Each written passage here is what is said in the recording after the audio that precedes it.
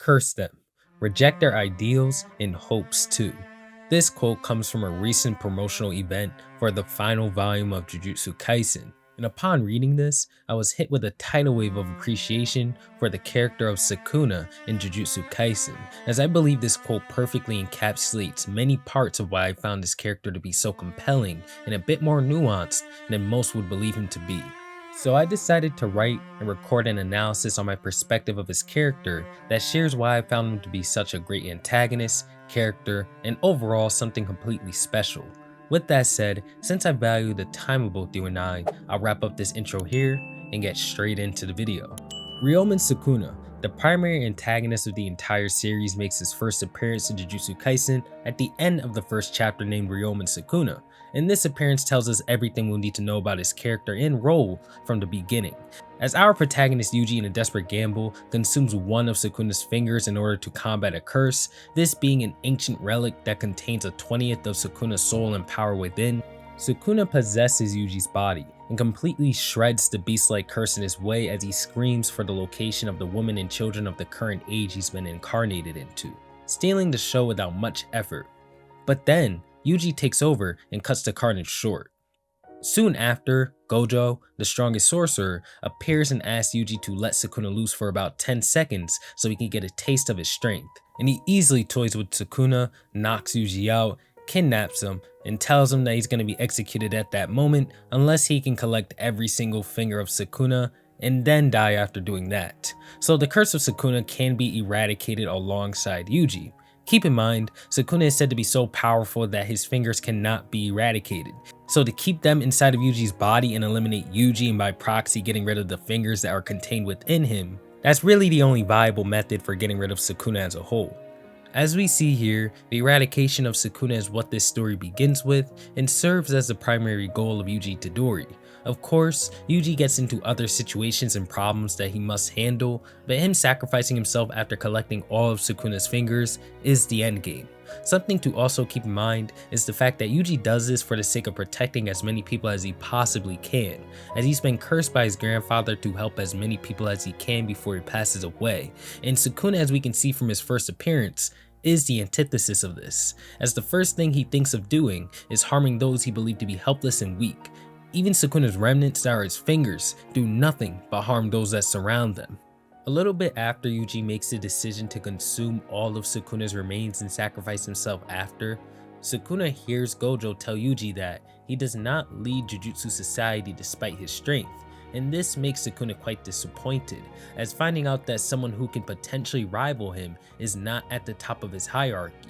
He also proclaims that Gojo will be his first target upon fully possessing someone's body, which sets up a massive battle between the two that is sure to take place in the far future. We are also informed of Sukuna's past, being this overwhelming calamity that even the strongest collection of sorcerers in the golden age of Jujutsu could not stop. But despite that, Gojo tells Yuji that he's certain that he'd be able to defeat the calamity regardless of his history and tales. Ever since this moment here, Gojo versus Sukuna at their full power has been a potential battle that was discussed by the community of Jujutsu Kaisen forever, as the two are anomalies of power that can only be rivaled by one another. It added a lot of hype for Sukuna's character, as we knew that Gojo could beat anybody else in the series with his pinky. As we see here, Gege does a lot to set up the foundation of Sukuna and only build him up more and more as the story continues, meanwhile giving him almost no moments to shine.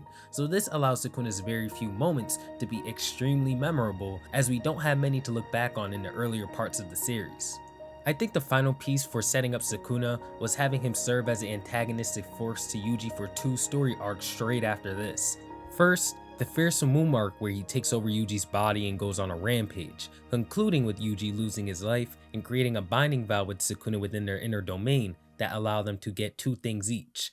Sukuna will be able to possess Yuji whenever he feels the need to for about 10 seconds by saying "enchain," and Yuji will instantly forget that this deal was ever made once complete. Yuji, on the other hand, receives his life back and the promise that Sukuna will not harm others when possessing Yuji's body. This deal goes through. Funnily enough, we do not see this binding vow have any relevance to the story until the very end, which pretty much makes most viewers forget it ever existed, just like Yuji. Then, there's also Sukuna's choice to mock the life of Junpei within the Versus Mahito arc. As we all know, such an act is unforgivable to Yuji Tadori, in a violation of his grandfather's final words. Yuji was so disgusted by this act that he would even lump Sukuna in with the rest of the cursed spirits in the world, despite him being a human.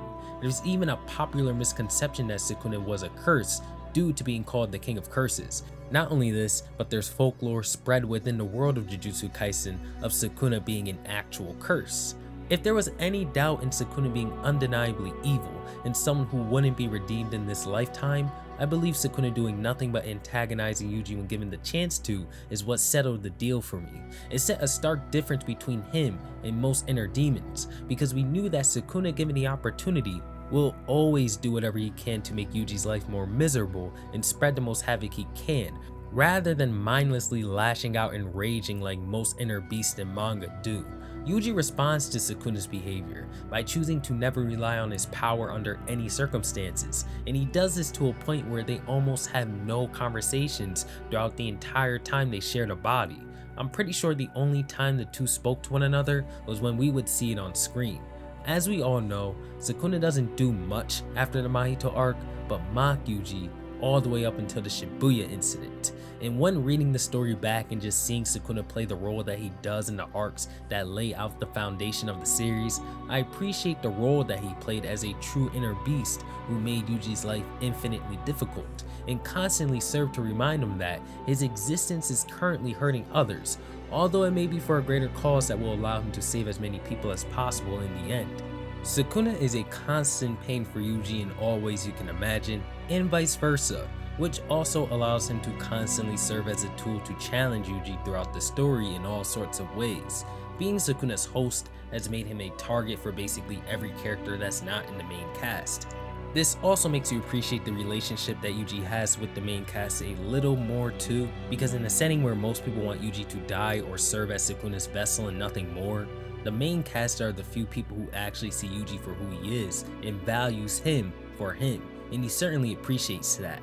This is why I never thought Jujutsu Kaisen needed too much slice of life interaction or anything like that, because it's a story about Yuji for the most part, and anybody in Yuji's situation would not need much to appreciate the people who love and want to protect him.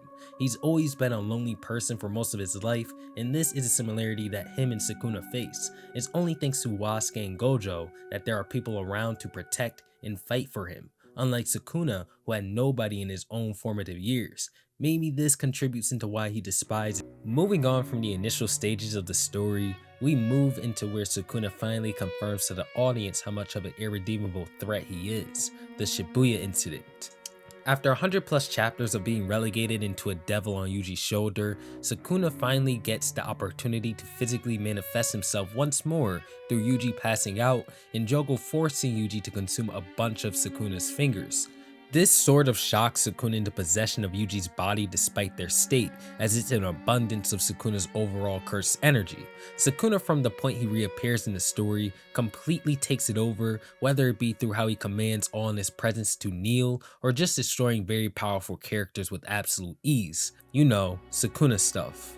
But here in this arc, we get a little more to his character, as his and Jogo's battle concludes through his lecture to Jogo about how he underutilized his nature as a curse, telling him that he should have burned everything without a second thought to reach the levels of strength that Gojo had, but instead he wanted to be a human, rather than live through his nature as a curse. But despite this, Sukuna still tells him that he should stand proud due to his immense strength, and sends him off. As we'll see later, this is something Sukuna tends to do for seekers who challenge him in order to challenge themselves. Sukuna's role in Shibuya isn't only to send off a couple of characters though, but to hammer down in Yuji and by proxy our heads that Sukuna is a monster through and through. As he and Mahoraga battle, he decides to end the monstrosity in the worst way possible, a divine technique akin to an artist painting on air, the Malevolent Shrine, casting this technique within a 140-meter radius in order to completely eviscerate all in his way, including Mahoraga, and with that, Shibuya was rent asunder. After evacuating Megumi to a safe place, Sukuna decides to place himself right in front of his masterpiece of carnage and allow Yuji to take over once more so he can see firsthand what he's done with his own hands. And this causes Yuji to have a breakdown on the spot.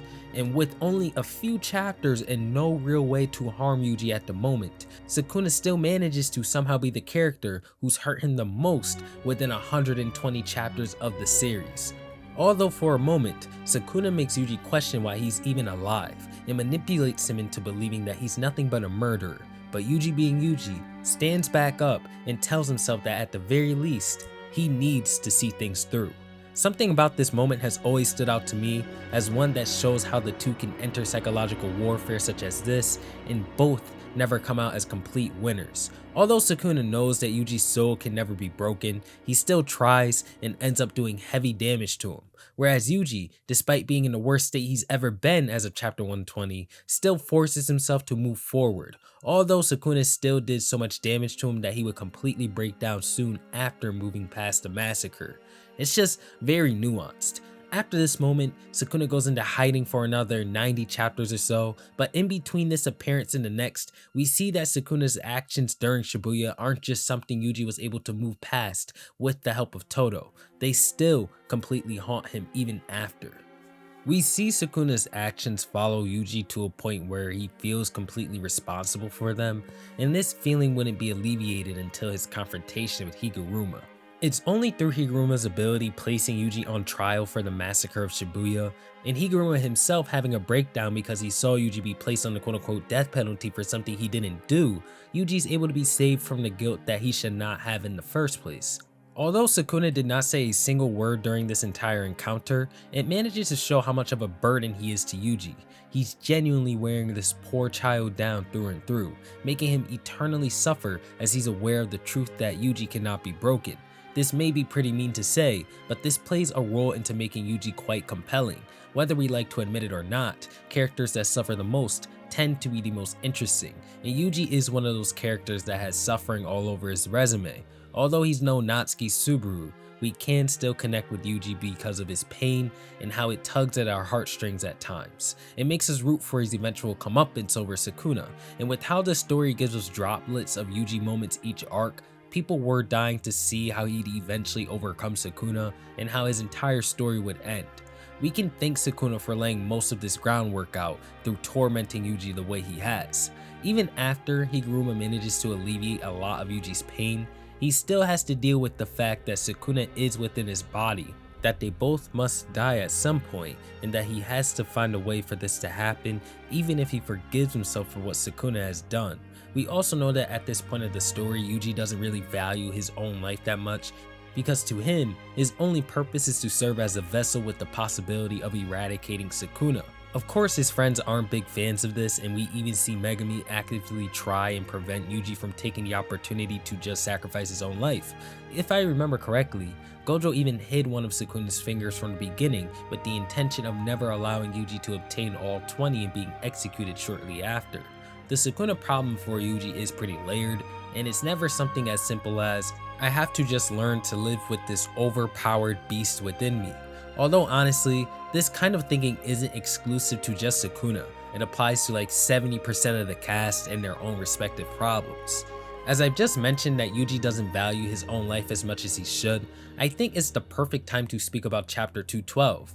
Here, we have Yuji thinking about how all of their plans for the Culling Games have succeeded, and now all that's left is for him to sacrifice his own life to get rid of Sukuna and to free Gojo, which will be done very soon. He thanks Gojo and Megumi for giving him a role to play, but this thought was interrupted by Sumiki, no, Yorozu, suddenly placing a rule on the Culling Game, and revealing that she had been in possession of Sumiki's body the entire time.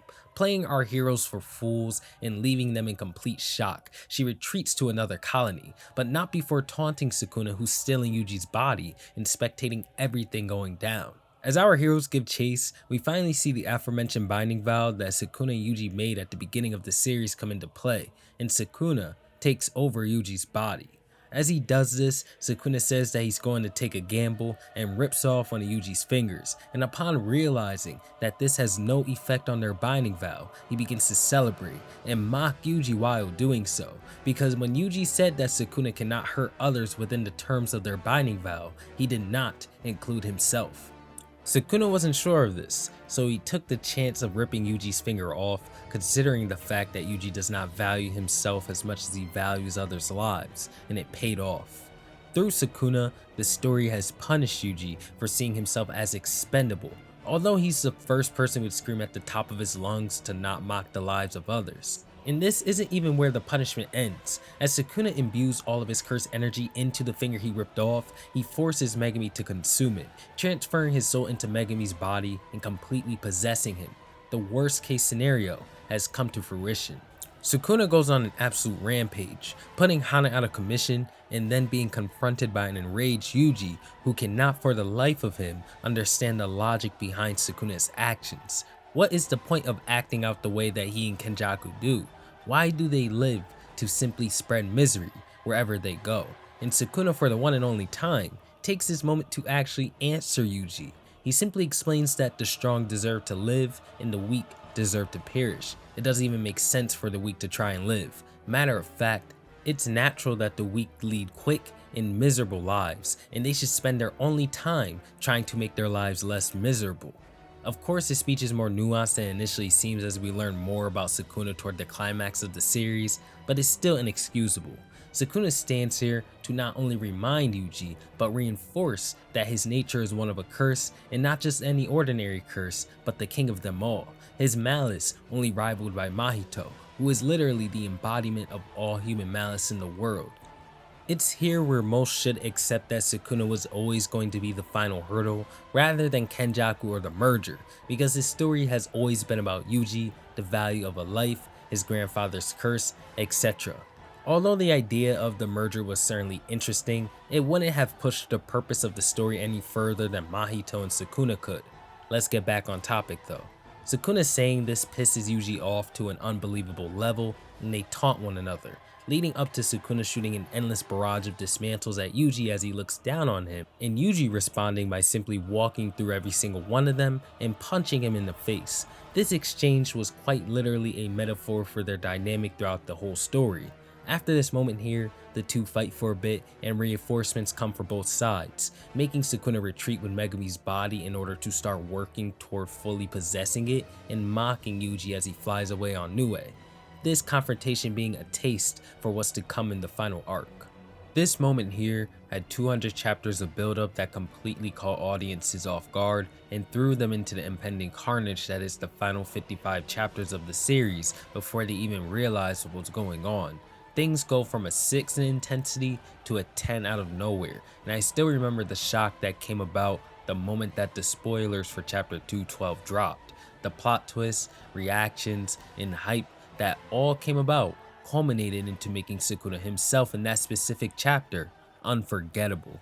As we move into the final arc of the series, in between his two final battles with Yuji, a lot of events take place in order to help us get a better grasp on Sukuna's character.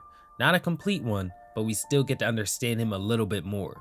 First, Sukuna goes on to fight Yorozu since she possesses Sumiki's body, and eliminating her with Megumi's body can weaken his soul and by proxy, his control over his own body.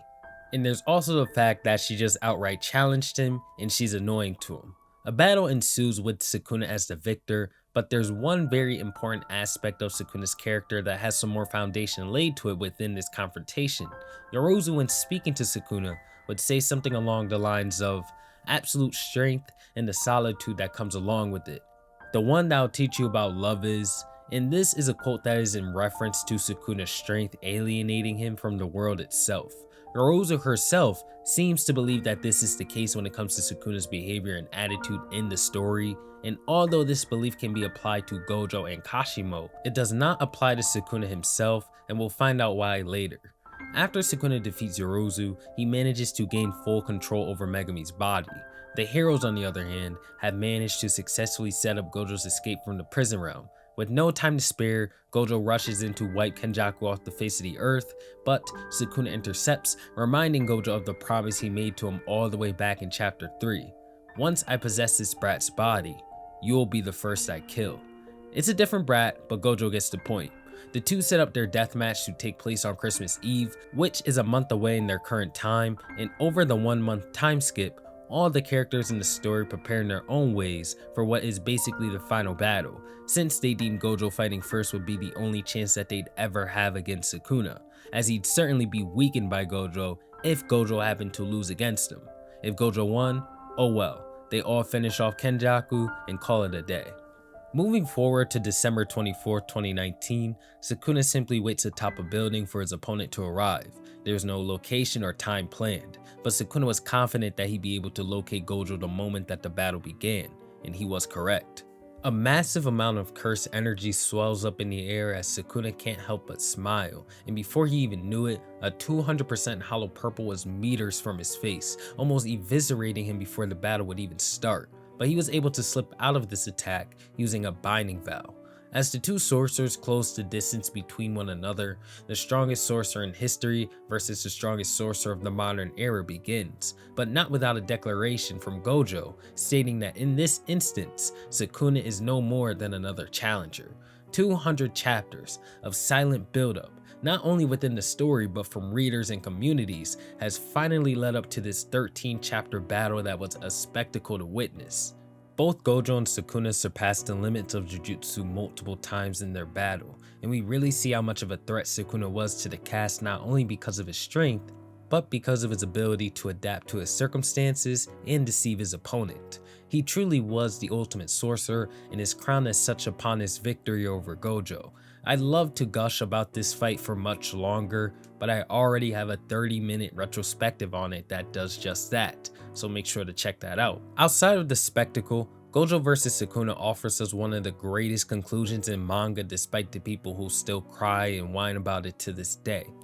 We see that Gojo passes away completely satisfied with his life, achieving everything he's ever wanted to with flying colors, and that he could only be defeated by a technique that surpasses all the laws of Jujutsu and even the world itself, the world cutting slash. Even when Gojo says that he believes he couldn't reach Sukuna despite putting everything he had into the battle with an image of Sukuna facing away from him being shown as he says this, Gojo actually turned out to be wrong, as Sukuna would stand in front of him, body open, and acknowledge him as an opponent that he would never forget, allowing Gojo to smile one last time before he passes on, and without even a moment to breathe, the next challenger enters the battle, and Sukuna does nothing but smile, asking for Kashimo to not let him down. Although most readers tend to write this battle off, it's quite important to Sukuna and the theme of the strongest as a whole in the story, so it's important to cover it despite it being completely one-sided. After Kashimo arrives and Sukuna makes a spectacle of obtaining its cursed tool Kamutoke, the two engage in conversation with Kashimo bombarding him with questions about his strength and how it was obtained, only for him to say something along the lines of, "I don't really know. All I know is that I was an unwanted child." Although this seems to be Sukuna brushing off the question, this line is very important for later. Kashimo goes on to ask, what is the purpose of possessing the strength that he does? How can you connect with others if you've never known weakness? Because people to me were nothing but dirt under my feet my entire life. Are the strong cursed to be alone forever as nobody can connect to or understand them? Or is our purpose simply to seek more and more strength? And Sukuna hears all of this and can't help but call Kashimo greedy, meanwhile telling him to come challenge him. I always loved this little exchange because Sukuna hears the end of Kashimo's speech and you can see his eyes widen a bit. And the smile that comes after as he beckons him to come all implies that he understands Kashimo's pain, and he's even a bit proud of his current challenger as he knows Kashimo's the real deal and is someone who has experienced what comes with being the strongest. Anyway, the two fight for a bit, and Sukuna is eventually forced to resume his initial reincarnation, finally allowing him to enter his true form. As Sukuna is ready to finish the battle, he mentions the quote Yorozu once said, "Absolute strength and the solitude that comes along with it, the one that'll teach you about love is." But here, he does not reference it as something thought-provoking, even after his battle against Gojo. Instead, he tells Kashimo that this was an insult, and something that he and Gojo probably needed to hear, but Sukuna himself, he's just past that stage. He goes on to completely eviscerate Kashimo after, and bring him to the same mental scape he brought Jogo to in their final moments. And Sukuna decides to lecture Kashimo a bit here, explaining to Kashimo that all of his challengers faced him with everything they had, and they did not curse him, even after he put them all down. He goes on to say that they challenged you because they wanted your recognition and you put them down, all the while wondering what was wrong with yourself and why you couldn't connect with them. Others love us for our strength, and it's our role to respond to that love as the strongest. You get the luxury of possessing a role where many look to you for validation, yet you complain about being lonely. That is why you're greedy. This moment here was always one of the highest peaks in the series to me because it's a twist on Sukuna's character. You're led by Gege throughout the beginning of Sukuna's resurrection to believe that Sukuna was seeking an answer similar to Kashimo and Gojo for the most part, but instead, he has had his answer this entire time. He completely accepts his role as the strongest and the territory that comes alongside it. Yes, there are some bad things about the job, but if you want to possess the title, you have to accept the aimlessness that comes alongside it and be somewhat of a guide for those who seek it. It's a great moment that displays that Sukuna is infinitely more wise than he initially displays himself to be. But Kashimo then raises a great question. If you happen to be satisfied with this, why choose to do everything you're doing now? And Sukuna basically says, because of hedonism. I do it all because it's pleasurable. I'll eat what I want to eat, kill who I want to kill, and do whatever I want until the end of time.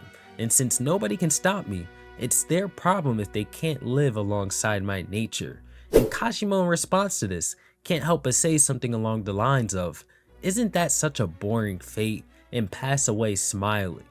Sukuna shows that yes, he's able to withstand the burden that comes along with being the strongest, but it's only sustainable because he's a hedonistic calamity who actively convinces himself that he's not bored or whatever. I mean, why do you think he's trying to create the merger in the first place? A normal human such as Gojo and Kashimo cannot withstand such a fate, and if anything, his kind of strength is something that should never be pursued. Solitude is unbearable for humans, and that comes with the strength of the strongest, or really being the absolute best at anything to a point where you dedicate your life to it and it alone. Meanwhile, Kashimo on the other hand has a very strong ending with finally receiving the answers that he's traveled through time to seek, but in the face of it all, rejects Sukuna's final answer and even calls it boring. Kashimo, like the other two strongest of the series, serves as a cautionary tale, and him dying to the beast that Sukuna was is the perfect way for him to go out. After Kashimo, Sukuna goes on to challenge all of Jujutsu High at once. Multiple fighters come at him with the intention of not only defeating him, but saving Megumi from his possession with a multitude of plans and combatants behind each plan. But there's a headliner character that's assisted by Yuji for each battle. First we have Higuruma.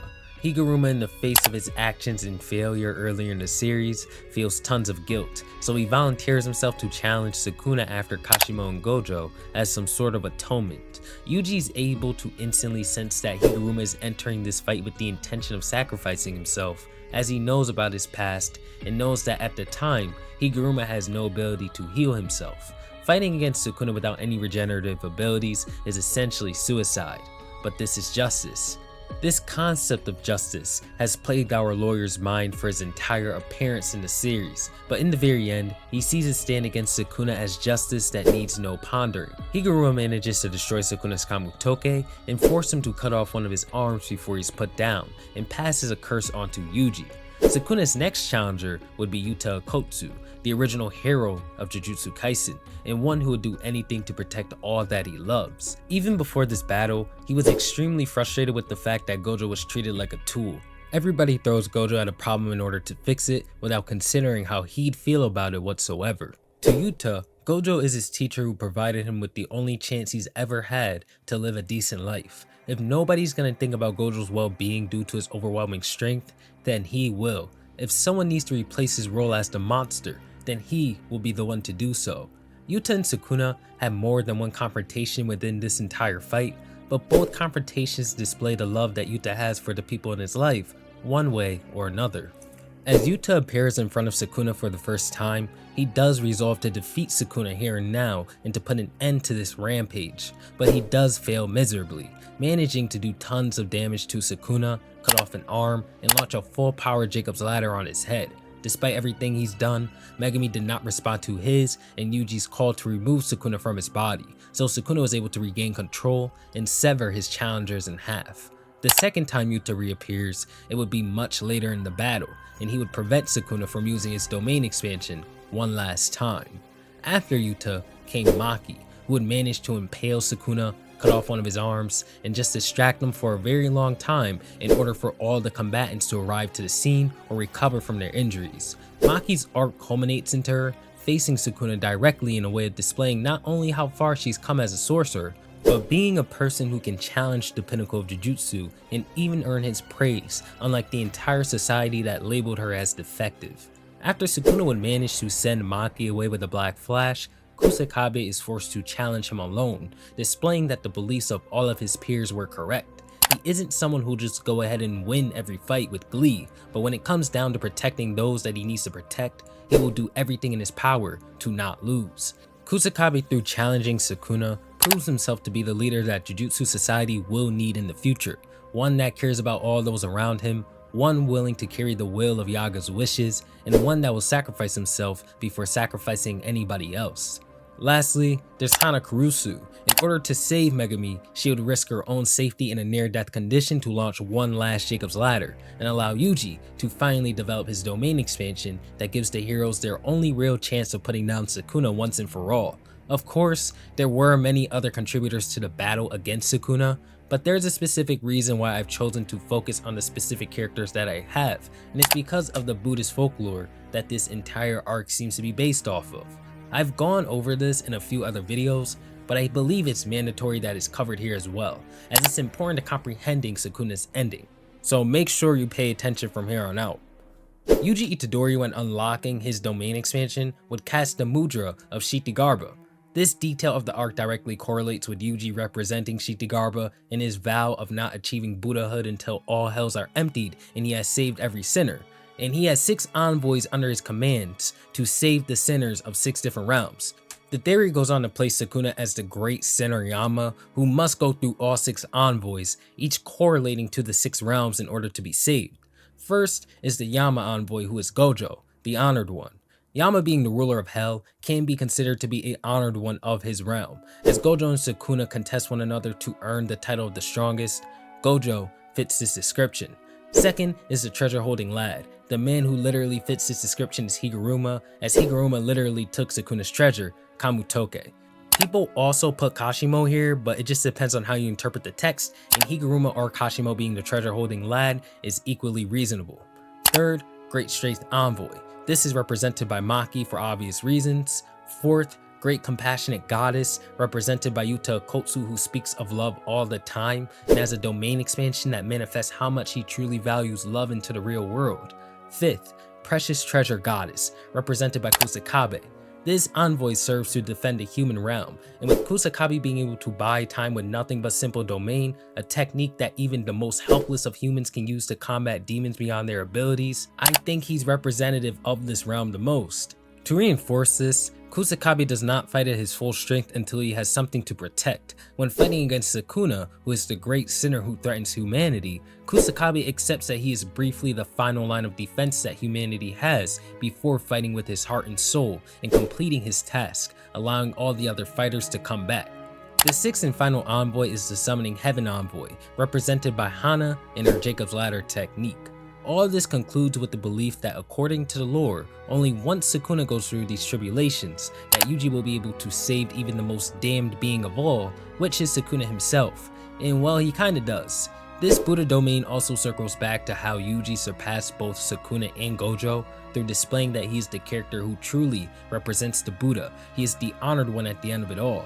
We know that Gojo put so much stake into Yuji and even asked his students to forget about him as an idea of strength in the final chapter, because to him, Yuji's empathy is true strength. The ability to bring everyone together and save others at their lowest is something even Gojo wasn't able to do, despite possessing all of the power in the world. This arc being loosely based off of that story is so cool to me and is done very well. Gege Akutami manages to use Sukuna in all sorts of ways, as an antagonist, a final hurdle for many character arcs of the cast, and a love letter to Buddhist folklore. Moving on to the chat between Yuji and Sukuna, or in other words, their final confrontation. Chapter 265 has Yuji bring Sukuna through his entire life in an attempt to get Sukuna to see and witness a normal life, basically what he's missed out on from Yuji's perspective. They engage in all sorts of activities and games, but Sukuna makes it quite clear that none of this is interesting to him, and he even tells Yuji to go ahead and get to the point. And here, Yuji goes into a beautiful speech about what life means to him, the true value of a life, and pointing out that one's value is more than the memories made in one's image, but what's left behind by both those memories that are left with others and the actions that you've made in your life. Everything you do or say has an impact on something or someone else, whether it's minuscule or massive, and due to this, you inherently have a very valuable life. And it's people like Sukuna or Mahito that are truly unforgivable to Yuji, the human curse and the embodiment of all human malice. These two entities are one who constantly disrespect the value of those lives, see those actions as worthless for a variety of reasons, and despite that, despite how much Yuji hates this monster, he wants to give him a chance, and he truly wants to save him. He wanted to try to appeal to a potentially hidden humanity within Sukuna by displaying a life of someone that Sukuna sees no value in, or in other words, his own life. And Sukuna goes on to basically say, I completely understand what you've done, and it means nothing to me. I just don't care. And interestingly enough, Yuji knew that this was going to be the outcome, and due to this, he felt pity for Sukuna. Yuji has grown past the games, and again, truly sees Sukuna for how pathetic he is. If you noticed, Sukuna tends to throw tantrums or slick remarks only in the presence of Yuji, and this is because he's able to rival him simply by carrying the will of others, and this goes against everything that he stands for. His strength, his solitude, his ruthlessness, all the above. He wouldn't admit it, but Yuji does make him insecure. So it's when Yuji admits that he feels nothing but pity for Sukuna, a burning rage displays itself and initiates the final battle.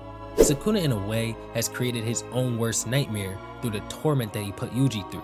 He's tried to break him again, and again throughout the story, and it's only made him even more powerful and wise. This is only reinforced with the very next chapter, having Yuji display his empathy for his grandfather and Megumi, and saying that he can only really understand how they feel in their respective situations, only because of the misery that he's experienced as a Jujutsu sorcerer, and the fear that this misery could be never ending.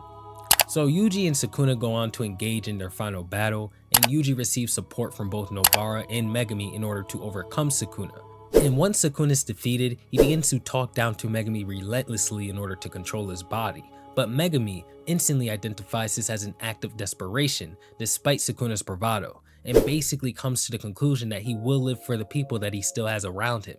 Again, another moment that displays that the more that Sukuna speaks to those who aren't interested in seeking the strongest title and things of that nature, the more he tends to display his insecurities. And as Sukuna separates from Megumi and has no cursed energy or vessel left, he's just a blob of mass on the floor. Something of a curse, but barely. And Yuji decides to walk up to him and give him one last chance to return to his body. And after Sukuna refuses to answer, Yuji explains to him that they're really the same person, two monsters born with the burden of a curse on their shoulders, and the kind of person they became was solely up to luck. But the difference between him and Sukuna was the fact that Yuji had somebody in his life, which was his grandfather, someone to guide and love him. And even if no one else will accept Sukuna, Yuji will be the one to do so. And with that, Sukuna responds by calling Yuji a fool one last time and beckons him to never insult him in such a way, because to the very end, he's a curse and always will be, rejecting his humanity to the very end. After everything's settled down and a bit of time passes in the story, we see Sukuna one final time in the afterlife speaking to Mahito. Mahito points out that Sukuna had only been living in order to seek revenge against all who said he was a monstrosity without even giving him a chance to live a normal life. And that whole befits his nature thing was nonsense. But according to Sukuna, that was his nature, which is essentially saying that deep down inside, this is what was always driving Sukuna as a person. It drove him to a point where even his subconscious wanted to prove something to the world that rejected him the moment he was born. He goes on to say that he had no other way to live, but instantly corrects himself, thinking of a shrine maiden, which is more than likely his mother, as shrine maiden cannot have children in the first place, and that on top of his deformities would be big trouble during the Heian era. And he also thinks of Ryomen, who was clearly like a child to him and could have just allowed him to chill out and raise him at the time instead of doing what he was doing during the Heian era and just terrorizing everybody. Before anybody asks, Ryomen was a boy in the Heian era, but he would have to be reincarnated into a girl so he can reincarnate into the present time. It was a binding vow. Anyways, back to Sukuna, he goes on to explain that he chose to continue on the path he took because he was scared of that curse within him, eating him alive. He had to punish the world for its actions, but if there's a next time, he'll likely change how he lives. And as Mahito calls Sukuna boring, Sukuna just says, of course, after all I lost, which is in my opinion, a perfect way to close him out. All of the boasting about his own strength, Yuji's way of life, and matching Sukuna in strength through the help of others, and this belief being shown to overcome Sukuna, it all culminates into Sukuna basically saying, you know what, maybe my philosophy on strength wasn't absolute since I lost the battle. Maybe the brat had a point, so I'll give his way of life a try and see what I think of it. I really think for Sukuna, you couldn't have closed his character out in any better way. It displays his wisdom, willingness to grow, nuance in his character, Yuji actually getting through to him a bit, and does all of this while punishing Sukuna with death, and I personally loved it. Something I've come to appreciate about this moment in the series is how the story wraps up the curse that was given to Yuji at the beginning of the series by his grandfather, Wasuke Itadori. Wasuke would help Yuji to help people in any way that he can, and he'd pass away right after. And that same night, Sukuna the Calamity, who shares the other half of Wasuke's soul, would find its way to Yuji, and Yuji would be stuck with him for the entire series. It's only when Yuji has finally gone through everything he's been through and saved everybody all the way up to the irredeemable demon that is Wasuke's twin Ryomen Sukuna in his own way, as we see in the final chapter of the series, that the story comes to an end. With Mahito and Sukuna gone, it's kind of like Yuji has symbolically defeated the concept of malice as a whole. I also think this is why Mahito had to go first in earlier in the series than Sukuna, because at the end of the day, he was a curse and represented pure malice. That evil he displayed was literally his nature through and through for no reason but the fact that all organisms were equal to him. Sukuna, on the other hand, was a bit more nuanced as to why he embodied malice, and would require Yuji to not only become physically powerful, but mentally and emotionally competent. It's just so good. I also think this is why the murder just couldn't have happened in the narrative. It wasn't meant to be in a story like this. Not to say that it couldn't have been included, but I think the final chapter was supposed to really hammer in the point that no matter how you want to spin it, this was always a story about Yuji and Sukuna, and the wills and burdens that they carry on their back. Even Gojo's entire story and struggles culminate into him placing his faith primarily in Yuji, who he wanted to brand as true strength, rather than himself. And again, he had so much faith in Yuji that he would ask Yuji to forget about Gojo as a concept of strength in the hopes that Yuji himself could replace him. I think the merger was more so connected to the whole Yuki Kenjaku selflessness versus selfishness moral battle that was puppeteering a lot of the narrative.